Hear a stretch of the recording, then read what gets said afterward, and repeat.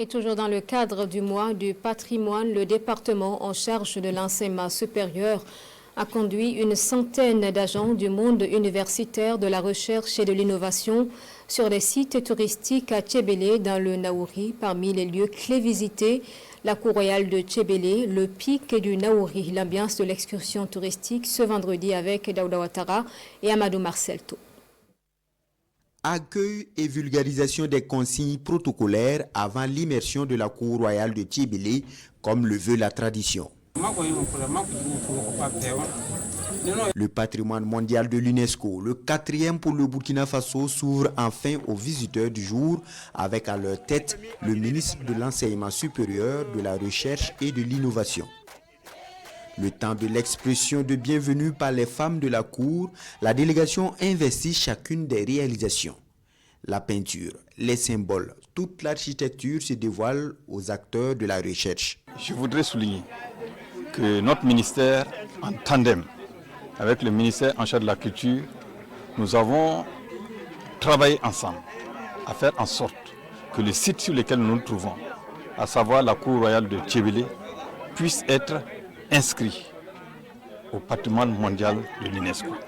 Donc il était important que ce soit les chercheurs, les enseignants-chercheurs, les étudiants, le personnel ATOS, les administratifs, que nous tous, nous venions saluer ce travail qui a été formidablement accompli par le ministère en charge de la culture avec notre appui. Mais aussi pour magnifier cette culture. Parce que nous venons de visiter, et je dirais, les différents compartiments de cette cour royale. Et nous sommes sincèrement émerveillés. Depuis le Tadimondis, le Pourou de la cour royale de Tchébélé, la délégation vise le sommet du pic du Naouri. Face aux 447 mètres d'altitude, l'épreuve s'avère un défi et tous entendent le relever et chacun à son rythme. Partagez.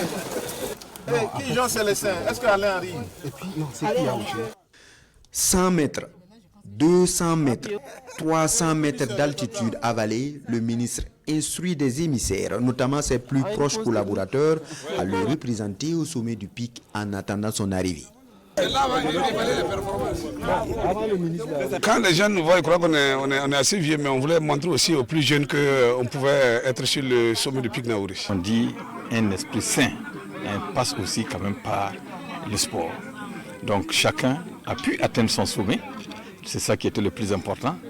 Et donc je pense que nous repartons entièrement satisfaits. La randonnée touristique dans la province du Naouri, c'est également la visite de la case de Bengé, une exclusivité pour le monde universitaire. La sauvegarde de ces richesses culturelles, c'est véritablement une grande responsabilité de la jeunesse.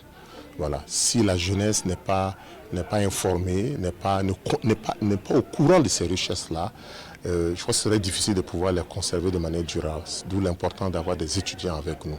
3 sites visités en 2 jours, le ministère en charge de l'enseignement supérieur et celui en charge de la communication s'unissent pour promouvoir davantage les potentialités culturelles et touristiques.